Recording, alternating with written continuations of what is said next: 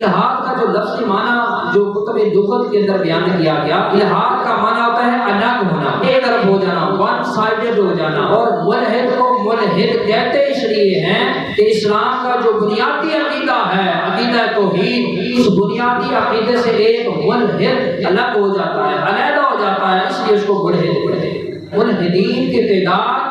ہر دن بدن بڑھتی جا رہی ہے۔ اب اسلامی نے اس پر ریسرچ کی ہے، نے کہا کہ اس وقت مسلمانوں کی صفوں میں، مسلمانوں کے گھروں میں، نوجوانوں میں، کالجز اور یونیورسٹیز کے اسٹوڈنٹس میں 21% 21% ایسے نوجوان ہیں جو ملحد ہو چکے ہیں۔ عقیدہ اللہ کی ذات کے بارے میں بالکل کنفیوز ہو چکا ہے۔ اس چیز پر عقیدہ رکھتے ہیں بگ بینگ تھیوری، آپ لوگ سمجھتے ہیں بگ بینگ تھیوری کو، وہ اس بات پر یقین رکھتے ہیں، وہ اس بات کو نہیں مانتے ساری کائنات کو پیدا کرنے والا اللہ ہے، سب سے پہلے حضرت آدم کو پیدا کیا، پھر حضرت حوا کو پیدا کیا، پھر آگے ساری انسانیت کی کریشن ہوئی، کریشن آف ہیومینٹی، اس پروسیس کو وہ نہیں مانتے۔ وہ کہتے ہیں بس ایک سائنٹیفک فارمولا ہے، اس کے ذریعے وہ کہتے ہیں کہ بگ بینگ تھیوری، وہاں سے یہ کائنات بنی اور پھر وہ نیچرلی طور پر آگے بڑھتی جا رہی ہے۔ ایک پروسیس ہے جس پروسیس کو آگے کنٹینیو کیا جا رہا ہے، جب وہ پروسیس کمپلیٹ ہوگا تو قیامت آ جائے گا۔ پھر اللہ کی ذات کے بارے میں، اللہ کی وحدانیت کے بارے میں،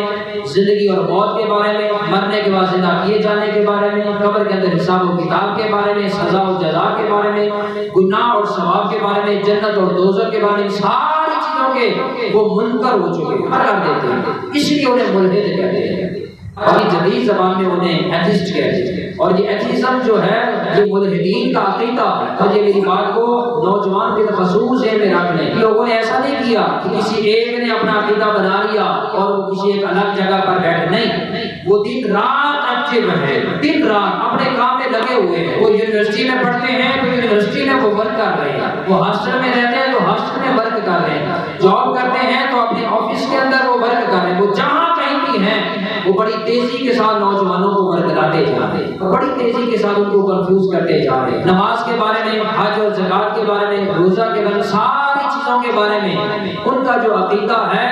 وہ بالکل الگ تھلگ عقیدہ ہے۔ نہ وہ نماز کو مانتے ہیں، وہ نہ روزے کو مانتے ہیں، اور نہ تمہاری عبادات کو مانتے ہیں، اور نہ فریضہ وہ حج کے قائل ہیں۔ ان ساری چیزوں کو وہ فضول سمجھتے ہیں، اور وہ کہتے ہیں کہ نماز کیا ہے، وہ کہتے ہیں عبادت صرف اور صرف ہیلپ آف ہیومینٹی، انسانیت کی خدمت کا نام عبادت ہے، خدمت انسانیت۔ اب بظاہر اگر کوئی سنے تو وہ کہتا ہے کہ یار بات ہے کہ ٹھیک ہے انسانیت کی خدمت کرنی چاہیے، لیکن کیا ہے کہ انسانیت کی خدمت بھی مذہب کے دائرے میں رہ کر کرو گے تو اس کا اجر ملے گا۔ اگر مذہب ہی تمہارے اندر نہیں ہے، عقیدہ ہی تمہارا نہیں ہے، تو ساری زندگی انسانیت کی خدمت کرتے کرتے موت کے گھاٹ اتار دیے جاؤ، فائدہ نہیں ہوگا۔ میں آپ کو پاکستان کے اندر ایک بہت بڑا نام بتانے لگا ہوں، آپ یقیناً سن کر حیران ہوں گے۔ چند لوگوں کو پتا ہوگا لیکن بہت سے لوگوں کو نہیں پتا ہوگا۔ عبدالستار تارکی کا نام آپ سب نے سنا تھا، پاکستان بچہ جانتا ہے، بلکہ اب تو میں نے دیکھا تھا ایک ٹیکسٹ بک کے اندر ان کی پکچر بھی لگی ہوئی ہے اور ان کی پوری سٹوری لکھی ہوئی ہے۔ اب دیکھیں خدمت انسانیت میں عبدالستار تارکی کا کردار کوئی کم نہیں تھا، اس کو ولی سے بھی اوپر کا درجہ دیتے ہیں اور بڑا مقام دیتے ہیں۔ پھر جہاں تک میں نے ریسرچ کی ہے، عبدالستار تارکی خود یہ نظریہ رکھتا تھا کہ مذہب نام کی کوئی چیز نہیں ہے، مذہب نام کی کوئی چیز نہیں ہے۔ وہ کہتا ہے کہ مذہب اگر ہے تو صرف انسانیت کی خدمت کرنا مذہب ہے۔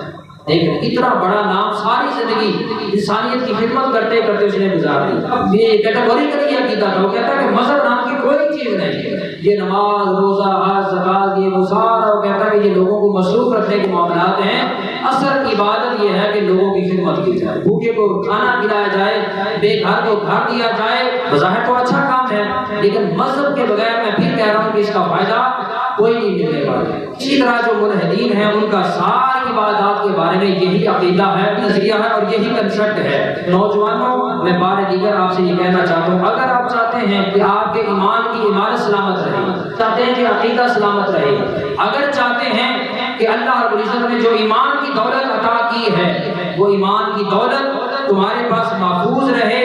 تو پھر اس بات کو ہمیشہ ذہن میں رکھا کرو کہ سوشل میڈیا پر جس سے بھی آپ دین کی بات سن رہے ہیں، پہلے اس بات پہ غور کیا کریں کہ اس بندے کی دین کے اندر اپنی حیثیت کیا ہے، دین کی اس بندے کی اپنا اس کا سٹیٹس کیا ہے، اس کی اپنی ویلیو کیا ہے۔ ایک قاعدہ قانون ہے، فانظروا अम्मन ताखुज़ून दीनकुम, कि लोगों जब दीन का मैसेज सुनो, दीन की बात किसी से सुनो, तो सबसे पहले ये देखो कि जो दीन तुम्हें सिखा रहा है वो खुद दीन कितना जानता है। आज जो मुल्हिदीन हैं, एथिस्ट, वो मुसलमानों के और बिलखसूस नौजवानों की सोच पर, अकीदे पर बड़ी तेजी के साथ हमले करते जा रहे हैं, बड़ी तेजी के साथ। और इनकी तादाद, जैसा कि पहले मैंने अर्ज किया, बड़ी